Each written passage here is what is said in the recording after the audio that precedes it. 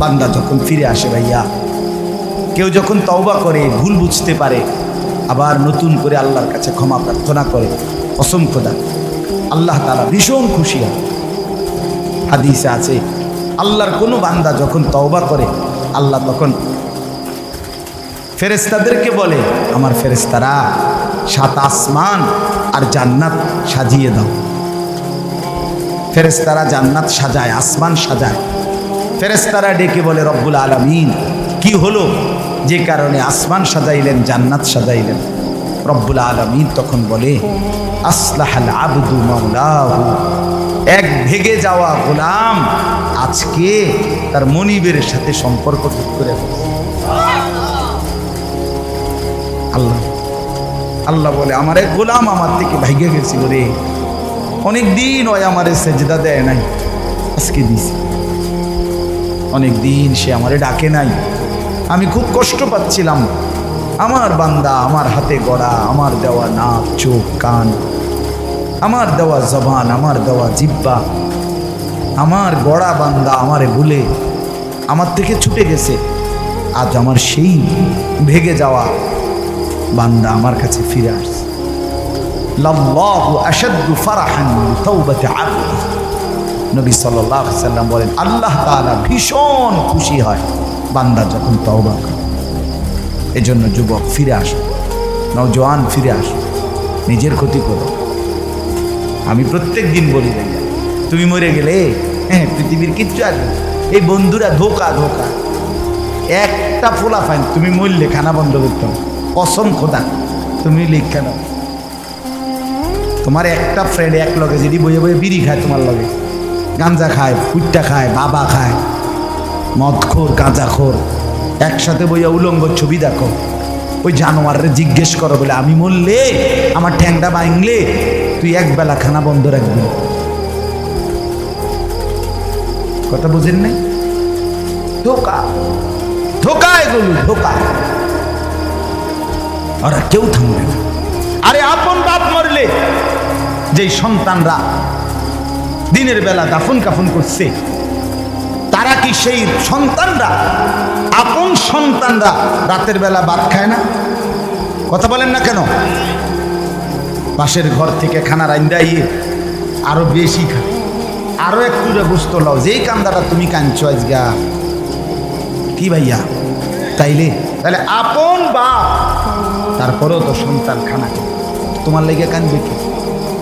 এর জন্য পৃথিবী আমাদের কারো জন্য থামবে না ভাই, থামবে না। সামনের গাড়ি অ্যাক্সিডেন্ট করে, পেছনের গাড়ি অপেক্ষা করে না, পাশ কাইটা কাইটা চলে যায়। জ্যাম বাজ্যা গেলে আরো শিক্ষার শুরু করে, আরে লোক মরে গেছে, আরে মরলে মরুক বেটা, রাস্তা ক্লিয়ার করতে কও। ঠিক কিনা বলেন না কেন? তোর বেটা বেটা কেডা মরছে না মরছে বেটা, এর লেগে বুদ্ধি মানুষের রাস্তা আটকায় রইল, মানে এই যুক্তি দেখা। তাহলে কেডা মরছে না মরছে মানে তোর মতো এক মানুষ মরছে। ঠিক কিনা বলেন না? তোর মতো এক সুস্থ সবল মানুষ মরছে বেটা, যে একটু আগে হাত নাড়তো পা নাড়তো, সেই মানুষটা এখন রক্তে ভাসতেছে বেটা, হাতটাও নাই। কিসের সময়? কার হাতে সময়? সবাই মেশিনের মতো, যন্ত্রের মতো দৌড়ে রাস্তায় দেখেন না, সিএনজি অটো কি করে সবাই, কারো হাতে সময় নেই। ঠিক কিনা বলেন? কে কাকে ঠেলিয়া যাবে, কারো হাতে সময়, কে কার জন্য থামবে। এই জন্য তুমি নষ্ট হয়ে গেলে বন্ধু, কেউ তোমারে ফিরাবার নাই, তোমার জন্য ভাববে কেউ, ডাকবে কেউ, কাঁদবে কেউ নাই। আরে আপন মা বাপের তো খবর নাই এখন। আপন বাপ সাইয়া রইছে, দেখে তার ফুতে আজকে 6 বছর 9 বছর এক ওয়াক্ত নামাজ পড়ে না, এবারটা বয়ে বয়ে বিড়ি খায়, গন খায়, চা দিয়া ভিজাইয়া খায়। এবারটার মাইছ না, সেইটার নামাজ পড়লে পড়ছে, না পড়লে রাতের ব্যাপার। বাবুরে টেহা দেওয়া দিছে, টাকা দিলে খালাস। যদি সুতে টাকা দেয় বাপের কোনো অসন্তুষ্টি নেই, আর যদি টাকা না দেয় এবারটার গজবে আল্লাহর আরশ কাঁপে। ফুতের উপরে লানত দিতে দিতে, অভিশাপ দিতে দিতে শেষ। কারণ টাকা দেয় না, টাকা দেয় না, পুরা গ্রাম হাইটা হাইটা তখন মানুষের কাছে বদনাম। এই ফোলাগারে মানুষ করছি আমি, এই ফোলার লাগিয়া জীবন যৌবন শেষ করছি, 12 লাখ টাকা সুদে লইয়া তারে আমি নিজে বিদেশ পাঠাইছি। কত বড় নেয়ামতের কথা। বেশরম মানুষ সুদে টাকা লই আবার মানুষের দ্বারে কও এত বড় হারাম কইরে আবার কইতেছ, হ্যাঁ 12 লাখ টাকা দিয়ে ফোলা বিদেশ ফাটাইছি আমি, কিস্তি লইছি আমি, সুদে লইছি আমি, আর অন ফোলাকা একটা টাকা দেয় না। তার মানে সম্পর্কটা হয়ে গেছে এখন টাকা পয়সার ভিত্তি। আখেরাত কোথায়? আখেরাত কোথায়? আমার মা বলছিলেন, আজীবন আমার আব্বা বলতেন, আলহামদুলিল্লাহ আমার আব্বা, আমরা 5 ভাই মাদ্রাসায় পড়ছি, 5 ভাই আলেম হয়েছি।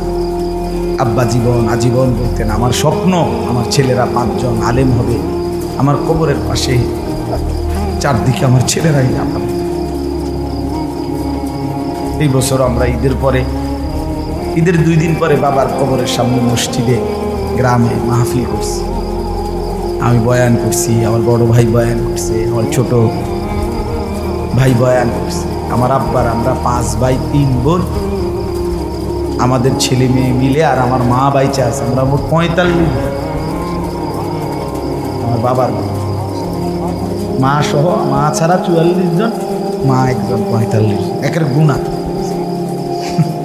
48, আলহামদুলিল্লাহ। একেবারে 45 জনের ছোট বাচ্চাটাও, একবারে 2.5 বছরের বাচ্চাটাও আলহামদুলিল্লাহ আল্লাহর নাম বলতে পারে। 2.5 বছরের মেয়েটাও ওই মজলিসে গেছে, আমাদের সবচেয়ে ছোট, সেও মাথায় হিজাব ছিল, আল্লাহর নাম বলেছে। দাদা ভাইয়ার কবরে দাঁড়াইছে, নানার কবরে দাঁড়াইছে। এই জন্য বললাম মা বাপদেরকে অনুরোধ করি সন্তানের প্রতি কদর করে, সবাই মিলে ফিকির করে, দেখেন আয়াত তর্জমাটা শুনে, তাইলেই কথা শেষ। আল্লাহ তাআলা বলেন 25 নম্বর পারা কোরআন কারীমের 43 নম্বর সূরাটার এই সূরার 7টা আয়াত, ব্যাখ্যা লাগবে না, শুধু তর্জমা শুনে তাইলেই বুঝবেন। আল্লাহ বলেন 74 নম্বর আয়াত থেকে পড়ছি, ইন্নাল মুজরিমিনা ফি আযাবি জাহান্নামা খালিদুন। আল্লাহ তাআলা বলে নিশ্চয়ই পাপীরা জাহান্নামের আযাবে চিরস্থায়ী থাকবে। ইন্নাল মুজরিমিনা ফি আযাবি জাহান্নামা খালিদুন, নিশ্চয়ই পাপীরা জাহান্নামের আযাবে চিরস্থায়ী থাকবে। কতদিন? এবার আল্লাহ আবার ব্যাখ্যা করে বলে, বান্দা বুঝেছো? লা ইউফাত্তারু আনহুম, 1 সেকেন্ডের জন্য বিরতি দেওয়া হবে না। জাহান্নামী চিৎকার করে বলবে, মাওলা আমারে মৃত্যু দিয়ে দেন। আল্লাহ বলবে না। জাহান্নামী বলবে, আল্লাহ একটু সময়ের বিরতি দেন, 10টা মিনিটের বিরতি দেন মাওলা। 24 ঘন্টার আগুন, আমারে 10টা মিনিট একটু আলগা থাকতে দেন, আমি যে আর পারছি না মাওলা, এতটা ভীষণ আযাব আমি যে আর সইতে পারছি না মাওলা, আর পারছি না। লা ইউফাত্তারু আনহুম, আল্লাহ বলেন 1 সেকেন্ডের জন্য জাহান্নামের আযাব, আগুন বিরতি দেয়া হবে না। ফাতরা মানে কি না বিরতি। আহুম ফীহি মুবলিসুন, এরপরে আল্লাহ বলেন জাহান্নামী এই দীর্ঘ 24 ঘন্টা অনন্তকাল আযাবের মধ্যে থাকবে। কেমনে থাকবে? মুবলিসুন, বিষণ্ণ হয়ে, উদাস মনে। কোনোদিন চেহারায় 1 সেকেন্ডের জন্য হাসি ফুটবে না, কোনোদিন আর সুখের নাগাল পাবে না। আজ তো বন্ধু রাত কেটে ভোর হয়, ভোর গিয়ে রাত হয়, অন্ধকার আলো হয়, আলো অন্ধকার হয়। যে হাসে সে কাঁদেও, যে কাঁদে আবার সে হাসেও, ঠিক না? কিন্তু রব্বুল আলামিন বলেন ওয়াহুম ফীহি মুবলিসুন, জাহান্নামীর মন, জাহান্নামীর চেহারা বিষণ্ণ, উদাস, সব সময় হাসিবিহীন থাকবে, কোনো সেকেন্ড হাসতেই পারবে না। এবার আল্লাহ নিজে বলবেন, মলিন চেহারা দেখে জাহান্নামীকে, জাহান্নামীর চিৎকারে আল্লাহ নিজেই বলবেন, ওমা যালামনাহুম, জাহান্নামী নাফরমান, আমি কিন্তু তোর উপরে মোটেই জুলুম করি নাই। আমি রাতও দিয়েছি বান্দা, দিন দিয়েছি, আমি সুযোগ দিয়েছি, সময় দিয়েছি। 8টা বাজে এশার আজান হয়েছে, এখন বাজতেছে রাতের 11:30। তাইলে আমি কিন্তু হায়াত 3.5 ঘন্টা তো দিয়েছি। আর 4 এশার নামাজ পড়তে তো 3.5 ঘন্টা সময় লাগে না? লাগে। আমি তো ফজরের ওয়াক্ত আসার পরে ওয়াক্ত শেষ হওয়া পর্যন্ত প্রায় 1.5 ঘন্টা সময় দিছি। 4 রাকাত নামাজ পড়তে তো 1.5 ঘন্টা লাগে না? আমি তো জোহরের আজান হওয়ার পরে জোহরের ওয়াক্ত প্রায় 2.5 ঘন্টা, 2 ঘন্টা তো দিয়েছি। জোহরের নামাজ পড়তে তো বান্দা 2.5 ঘন্টা লাগতো না? হ্যাঁ। আসরের নামাজ 4 রাকাত নামাজ পড়তে তো 1.5 ঘন্টা লাগে না? তাহলে বলো না বান্দা, আমি কি কোনো জুলুম করেছি কিনা বলো?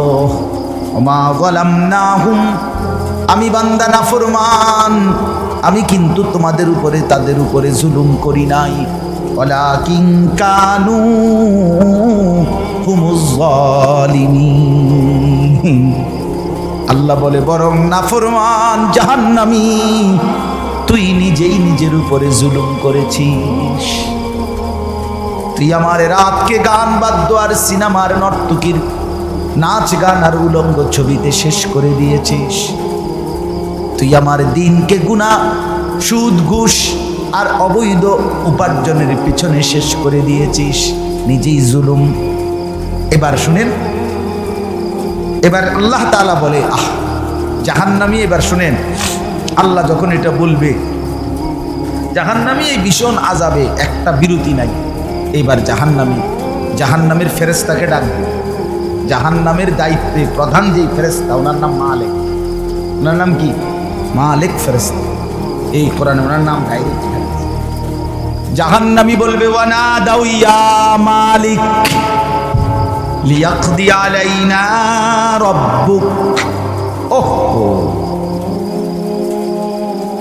আল্লাহ বলে, জাহান্নামীরা, জাহান্নামের ফেরেশতা মালিককে ডাক দিবে, ইয়া মালিক, হে মালিক শোনো না। ফেরেশতা একটু শোনো না। লিয়াকদি আলাইনা রাব্বুক, ফেরেশতাকে বলবে, ফেরেশতা তোমার রব, তোমার আল্লাহকে একটু বলো না এমন কষ্টের আযাব না দিয়ে আমারে চিরতরে একবারে শেষ করে দিতে, আমি যে আর পারছি না।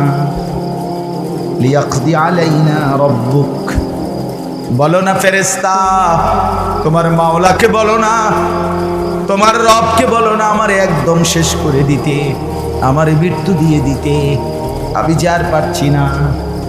কেমনে সইব এত গরম, কেমনে সইব এত আযাব? ফেরেশতা তখন বলবে, ক্বালা ইন্নাকুম মাকিসুন। ফেরেশতা বলবে, না নাফরমান পাপী, এই জাহান্নামী তোকে অপেক্ষা করতে হবে, মৃত্যু হবে না। আল্লাহ বলবেন, লাকাদ জিনাকুম বিল হক, আমি তো বান্দা সত্যের বাণী, সঠিক বাণী বারবার তোমার কাছে নিয়ে এসেছিলাম। একবার বেলায়েতুল্লাহ বলছে, একবার আনিসুর রহমান বলছে, বারবার বারবার বারবার আমার কত বান্দা দিয়ে, কত ইমাম, কত খতিব, কত আলেম, কত বুজুর্গ দিয়ে আমি তো সত্যের বাণী, কোরআনের বাণী, এই জাহান্নামের কথা বারবার তোর কাছে বলাইছিলাম বান্দা।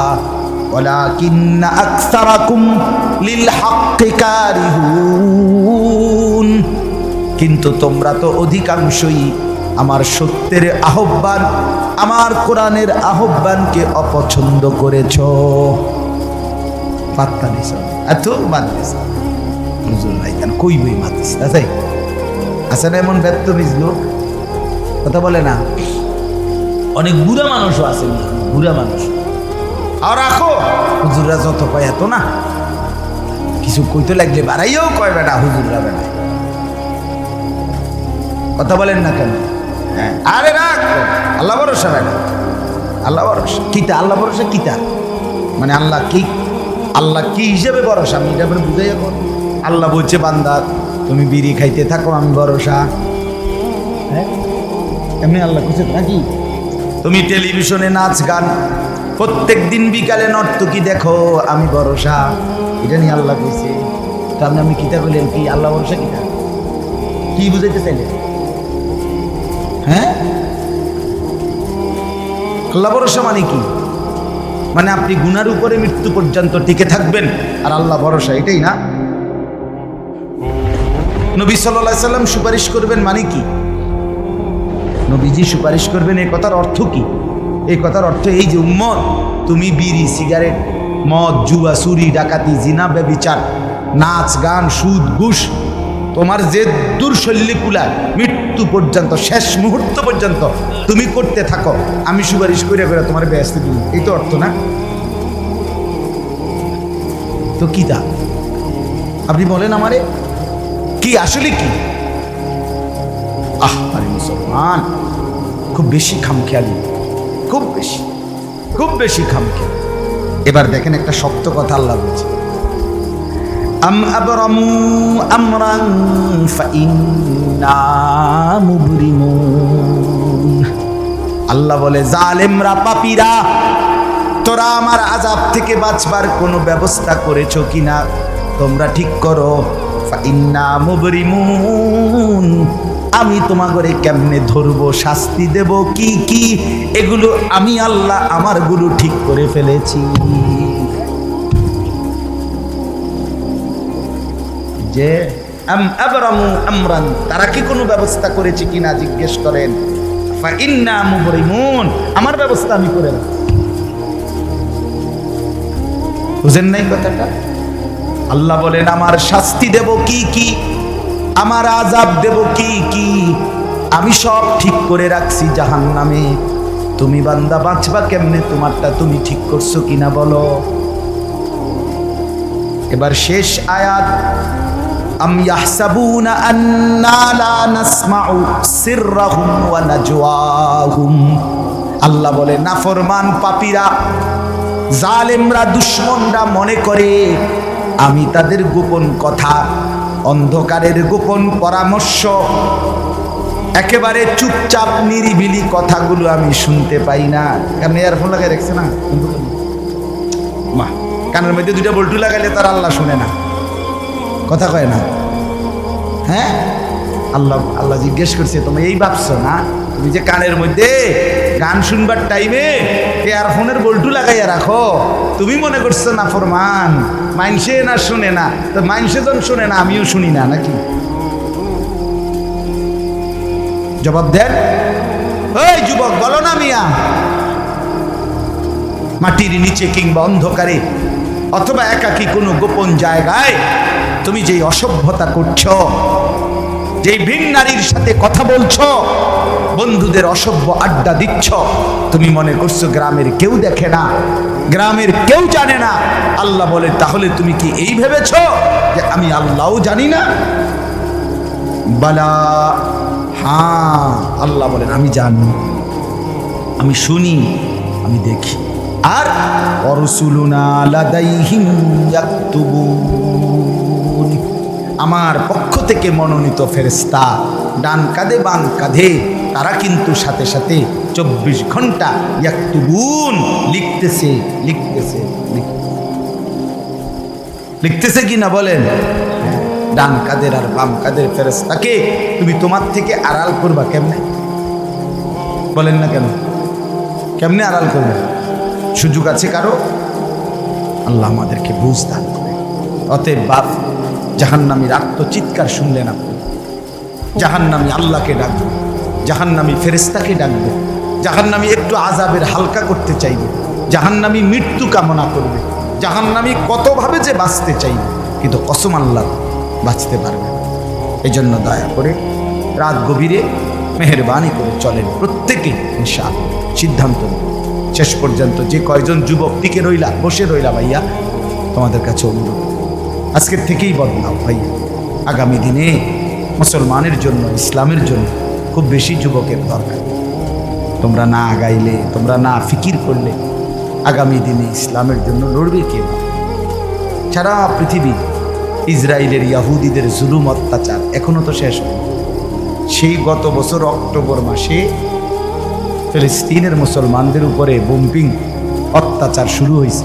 অক্টোবর, নভেম্বর, ডিসেম্বর, জানুয়ারি, ফেব্রুয়ারি, মার্চ, এপ্রিল, আজকে 7 মাস চলতেছে, এখনো বন্ধ হয়। আজকে 7 মাস যে মানুষগুলো যাদের কোনো ঠিকানা নাই, নারী, পুরুষ, বাচ্চা, কোলের বাচ্চা, বলেন ভাইয়া 7 মাস তারা কি পরিমাণ মানবেতর জীবন যাপন করছে। এই রমজানেও ফিলিস্তিনের মাসুম বাচ্চা খাবারের অভাবে, ইফতারের অভাবে ঘাস চাবাইছে। এটাও তো ছবি আসছে, ঘাস চাবাইছে। আমার বাচ্চাটা 2.5 বছর, একটা মেয়ে আমার সাথেই ঘুমায় রাত্রে, প্রায় সময় রাত্রে উঠা এই 2 ঘন্টা 2.5 ঘন্টা হঠাৎ উঠে পাবো পানি খাম, পানি খাম। আমি সবসময় আমার বালিশের পাশে, খাটের পাশে পানি রাখি। তাহলে আমার এই ছোট্ট মাসুম বাচ্চা যখন পানি চায়, আমি তার পানি দিই। ফিলিস্তিনের এই ছোট বাচ্চা যদি তার মার কাছে পানি চায়, সে মা করতে কি পানি দিবে? আমার ছেলেটা 6 বছর 7 বছরের, ওরা দুইজন, এই ছোট মেয়েটা আর এই ছেলেটা সারাক্ষণ বাসা এই একবার এটা খাই, এটা খাও, ওইটা খাও। আমার এই কত সময় ফোন দিয়ে, আবু এটা আইনি, এটা আইনি। ওই দিন রাতের বাজে 1টা 1:30, আবু মালটা আইনি। আমি 1 কেজি মালটার জন্য 3 বাজারে গেছি, রাতের বাজে গেছে 1:30 2টা, কোথাও দোকান খোলা নাই। আমি দেখলাম বাসায় আমার ছেলেটাও মেয়েটাও এই ছোট কসম আল্লাহ, আমি গেট খুলছি, দরজা আমার জন্য দৌড়ে দাঁড়ায় আছে, ও মাল টানছি। আমি জড়ায় ধরে বললাম, আব্বা কোথাও পাইনি, একটা দোকানও খোলা নেই। মানে আমি তো জানি সকালে আনতে পারবো, ঠিক না, শুধু রাতে আনতে পারি নাই, এটাই আমার কাছে এতটা কষ্ট লাগে। তো যেই বাবা, যেই মা ওই মাসুম বাচ্চাদেরকে আজকে 7 মাস খাবার দিতে পারে না, ওই বাচ্চা, ওই বাবার কলিজার কি হাল? এমন পরিণতি যদি আমাদের হয়, এমন পরিণতি যদি তোমার ছেলের বেলায় হয়, বলো যুবক, তোমার বিয়ের পরে থেকে যদি শুরু হয়, তোমার বাচ্চা হওয়ার পর থেকে যদি শুরু হয়, তখন কি হবে? এজন্য আল্লাহকে নারাজ না করো, আল্লাহকে নারাজ না করো। দয়া করে ফিরতে চাই, আমরা ফেরাইতে চাই, নিয়ত করি ইনশাআল্লাহ। ঠিক আছে না? ইনশাআল্লাহ নতুন করে ভাবো, সবাই একসাথে ভাবা পারবা না। যেই যুবকদের ফিকির আছে, বুঝ আছে, দিমাগ আছে, তুমি নামাজ পড়ো, ইনশাআল্লাহ ভালো হবে। মোবাইল প্রয়োজনে ব্যবহার করো, যার যেটুকু প্রয়োজন এটুকুই হোক। শুধু শুধু নারীর ছবি, নাচ, গান, অস্থির দৃশ্য কোনো দরকার নাই। আর হিম্মত করে নামাজ, মরি বাসি, এত বেজ্জুতি কথা শোনার চাইতে, এত কষ্টের চাইতে, পরকালের অশান্তির চাইতে নামাজ পড়বো আমরা। দেখবেন ছেলেরা, তোমরাও হিম্মত করে শুরু করলে 5 ওয়াক্ত নামাজ ওষুধের মতোই মনে করো না, বিষ ওষুধ, তিতা ওষুধের মতো। দেখবে 1টা মাস যদি কেউ একটু জন্মা যে মরি বাসি নামাজ পড়বই, কসম একসময় এটা মজাদার হয়ে যায়। সেজদা দিলে খুব মজা হয়, সেজদা দিলে বান্দা আল্লাহ পিঠে মাথায় আদর করে হাত বুলায়, খুব আদর করে আল্লাহ খুশি, বান্দাকে কোলে তুলে নেয়, আদর করে। এই জন্য আমরা দয়া করে ইনশাআল্লাহ নামাজ পড়ি। পর্দার আড়ালের মা বোন যারা আছে, মা আপনি যদি বেপর্দা হন, আপনিও শেষ হইলেন, এলাকার ছেলেগুলোকেও নষ্ট করলেন। একজন বেপর্দা নারী শুধু নিজে গুনাহগার, সে অসংখ্য মানুষকে পাপে অংশগ্রহণ করায়। এই জন্য একজন বেপর্দা নারী সে সরাসরি জাহান্নামের ফেরিওয়ালা। সে কিসের ফেরিওয়ালা? জাহান্নামের ফেরিওয়ালা। সে জাহান্নামের ফেরিওয়ালা, আগুনের ফেরিওয়ালা। কারণ সে তো তার রূপ যৌবন দেখাইতেছে, ফেরিওয়ালার মতো পিছনে পিছনে ডাকতেছে অসংখ্য যুবককে, দেখো আমাকে, বরবাদ করো নিজেকে, বরবাদ করো নিজের চরিত্র, বরবাদ করো নিজের কবর, বরবাদ করো নিজের আখেরা। তাহলে সে গুনাহের ফেরিওয়ালা, সে জাহান্নামের ফেরিওয়ালা, সে অসভ্যতার ফেরিওয়ালা। এই জন্য একটি সমাজের মধ্যে সবচেয়ে নিকৃষ্ট বেপর্দা নারী, বেপর্দা নারী। আল্লাহ তাআলা আমাদের মা বোনদেরকেও হেফাজত।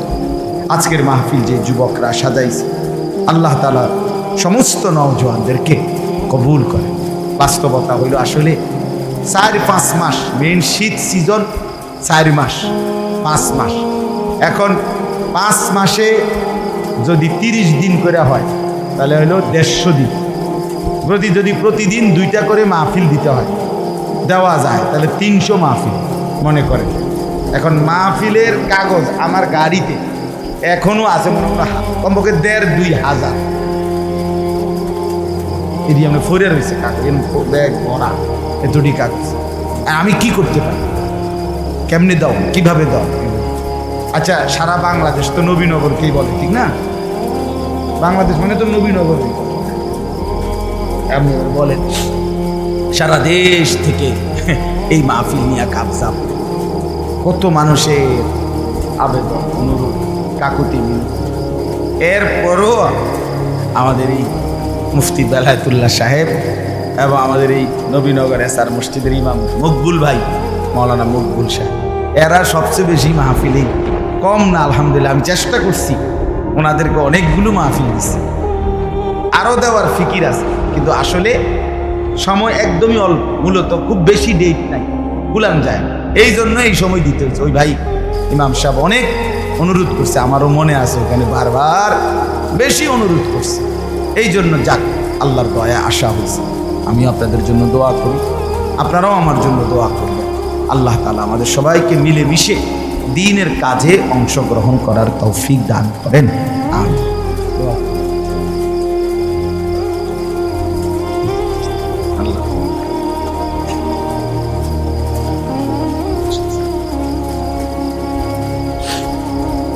অনেক কষ্ট করে প্রবাসী যে বিদেশি ছেলেরা, আমি নিজ চোখে দেখি। এইবারও আমি উমরায় গেছি যে রমজানে, এই রমজানে আমি প্রবাসী ভাইদের রোমে রোমে গেছি, বয়ান করছি। 12 জন, 14 জন, 16 জন, 20 জনের রুম, হালাকা। এবার বেলায় যে হালাকা কাকিয়া, ওখানে গিয়ে বয়ান করছি। এবার এই আমগো প্রবাসী বাংলাদেশি ভাই, আর এই অনেক কষ্ট করে 12 ঘন্টা 14 ঘন্টা ডিউটি করে। এরপরে আপনার এই ছোট্ট একটা রুমের মধ্যে 14 জন 16 জন একসাথে ঘুমায়, নিজেরা রান্না করে খায়, নিজেরা। ঠিক আছে, কথা বলবো। হ্যাঁ, এই জন্য এরা অনেক কষ্ট করে। এই কসবার এক ছেলে, আমি এক মাস এবার আমার এইবার রমজানে জড়ায় ধরা আমার কানছে অনেক, বিদেশ মক্কায়। ছেলেটা আমারে বলতেছে, হুজুর আমি 8 বছরে আজকে বিদেশ করি, এই 8 বছরে কোনোদিন এই বিদেশে একজন ভালো ডাক্তার কোনো শরীরে কোনো রোগ সুখের জন্য দেখাই। কয়েকজন ডাক্তার যদি দেখাই তাহলে হেরার যে ওষুধ টষুধ দিবে আমার 15-20 হাজার টাকা চলে যাবে খরচ। তাইলে আমি বাড়ির টাকাটা পাঠাবো কেন? এই জন্য ব্যথা বেদনার একটা ট্যাবলেট খাইয়া কইরা থাকি হুজুর, আর এই কলজার মধ্যে জমাইয়া টাকাগুলো সব বাড়ি উঠে। ছেলেটা আমারে খুব কাঁদছে, আমার পোলাটার কথা মনে হয়। সে আমারে বলছে যে আমি আজকে 8 বছরের কসম আল্লাহ, এই মক্কায় বলতেছি, সুখ নিজের আনন্দ বলতে কি জিনিস আমি আজকে 8 বছরে কোনোদিন দেখিনি। সবটা দিয়ে দিছি পরিবারের জন্য, মানে বাড়ি, শুধু কোনো রকম মানবেতর, কোনো রকম মানে কোনো রকম জিন্দিগিটা কাটাই, বিদেশে পড়ে আছি আমি। কিন্তু এরপরে বাবা এতটা কষ্টের টাকা পাঠাবার পরে যেই স্ত্রী, যেই বিবি বাজারে বাজারে ঘুরে, বেপর্দা ঘুরে, মোবাইলে সারা দিন রাত পড়ে থাকে, স্বামীর পবিত্র আমানত, নিজের ইজ্জত, নিজের সতীত্ব নষ্ট করে, পরকিয়া, ভিন কোনো পুরুষের সাথে অবৈধ কোনো সম্পর্ক করে, তার মতো অসভ্য, নির্লজ্জা, বেহায়া, অসভ্য নারী আল্লাহর জমিন আর কেউ হইতে পারে না। তোর জন্য বেটি, তোর ছেলেটার জন্য, বাচ্চাগুলোর জন্য এই ছেলেটা, এই পুরুষটা আজকে 6টা বছর, 8টা বছর, 12টা বছর বেটা বিদেশের জমিনে পড়ে আছে, আর বিনিময়ে তুই নিজের জিন্দেগি নষ্ট করে দিলা, স্বামীর পবিত্র আমানত নষ্ট করে দিলা তুমি। এই জন্য দয়া করে আমার কথাটা যদি একটু শক্ত হয় মাফ করে দিয়ে আমার, কিন্তু প্রবাসীর বিবিদেরকেও বলি, বোন দয়া করে নিজের ইজ্জত আব্রু সতীত্ব, নিজের চরিত্রের হেফাজত কষ্ট করে হলেও, আপনার জন্য স্বামী বেচারা কষ্ট করে, আপনিও তার জন্য কষ্ট করেন, মিলেমিশে সবর করিলে, চরিত্রের হেফাজত করিলে একদিন দুইজনই জান্নাতি হবে। ছেলেরা যারা তোমাদের বাপ বিদেশ, তোমরাও ভাইয়া একটাবার দেখে আইসো কি কষ্ট করে। এই জন্য দয়া করে কষ্টের এই রক্ত পানি করার টাকা শুধু শুধু মোবাইল টিপ্পা, উলঙ্গ ছবি দেখা, নর্তকীর নাচ গান দেখে ভাইয়া নষ্ট করো। এত বড় জুলুম বাপের উপরে কইরো না, আল্লাহ সইবেন। এত বড় জুলুম কইরো না, একদিন তুমি কষ্ট পাই, একদিন তোমার উপরে এই মুসিবত আসবে। আল্লাহ আমাদের ছেলেদেরকেও হেফাজত করে। মসজিদের কাজ আমি নিজেও দেখছি, আলহামদুলিল্লাহ মসজিদের কাজ চলতেছে। দয়া করে সবাই মিলে মসজিদের দিল খুলে দান করবেন। মনে রাখবেন হাদিসের মধ্যে আছে, আল্লাহ নবী সাল্লাল্লাহু আলাইহি সাল্লাম বলছেন, ইসরাফিল যখন ফু দিবে কিয়ামতের দিন সব কিছু ধ্বংস হবে, হবে কি না? কথা বলেন না, ইল্লাল মাসাজিদ। নবীজি বলছে মসজিদ ব্যতীত। ইসরাফিল ফু দিলে আসমান জমিন চন্দ্র সূর্য ঘর বাড়ি দালান বিল্ডিং পাহাড় নদী সব চুরমার হয়ে যাবে, মসজিদ ভাঙবে না। বলতে হলো মসজিদ কি হবে? এক মসজিদ আর এক মসজিদের সাথে লাগবে, মিশবে আর কি। মিশা সব মসজিদ কাবা ঘরের সাথে মিলবে, একসাথে আল্লাহর ঘর কাবা সহ একসাথে সবগুলো জান্নাতে চলে যাবে। এরপর এই জন্য মসজিদের দান যে করলেন, আপনি মসজিদে টাকা পয়সা দান করলেন, যে এই মসজিদ আপনি বেশ দিকে দেখবেন, আর এটা আমরা কেন বুঝেন? এই জন্য মসজিদের দান শেষ হয় না, মসজিদের দান কি হয় না, শেষ হবে না। আপনি দিয়ে যাবেন, এ আগে দিছেন আবার দিবেন, সামনেও দিবেন, ঠিক আছে ইনশাআল্লাহ। সবাই সহযোগিতা করেন। ভবিষ্যতেও ছেলেরা তোমরা নিজেদের এই মাহফিল আন্তরিকতার সাথে মিলেমিশে চালু রাখো, চেষ্টা করবা। আমরাও যদি কখনো আবার সুযোগ পাই আসার চেষ্টা করব। আরও ওলামায়ে কেরাম বেলায়েত ভাইয়ের সাথে কথা বললে ফিকির করে দেবে ইনশাআল্লাহ, চেষ্টা করবে। আল্লাহ তাআলা সবাইকে কবুল করুন। আলহামদুলিল্লাহ।